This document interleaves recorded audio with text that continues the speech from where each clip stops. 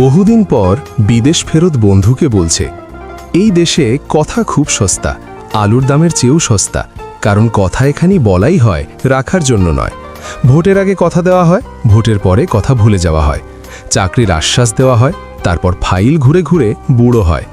একজন বাবা সকালবেলা ছেলেকে বলে, আজ স্কুলে যাবি, কাল ভালো দিন আসবে। কিন্তু বিকেলে সেই ছেলেই বাবার পাশে বসে কারখানার মেঝেতে কাজ শেখে, কারণ কথার দিন আসেনি, এসেছে বাস্তব। এখানে নেতা কথা দেয়, কর্মকর্তা কথা দেয়, মালিক কথা দেয়, কিন্তু কথা রাখে শুধু সাধারণ মানুষ, সেও নিজের ক্ষত বুকে নিয়ে। সবচেয়ে কষ্টের কথা জানো, এই দেশে কথা দিয়ে কথা না রাখা স্বাভাবিক হয়ে গিয়েছে। তবুও এই দেশ বেঁচে আছে, কারণ কিছু মানুষ এখনও কথা রাখে, নিজের বিবেকের কাছে দেওয়া কথা। হয়তো একদিন দেশ ঠিকই বদলাবে, আইন দিয়ে নয়, ভাষণ দিয়ে নয়, একদিন কথা দিয়ে কথা রাখার অভ্যেস দিয়ে।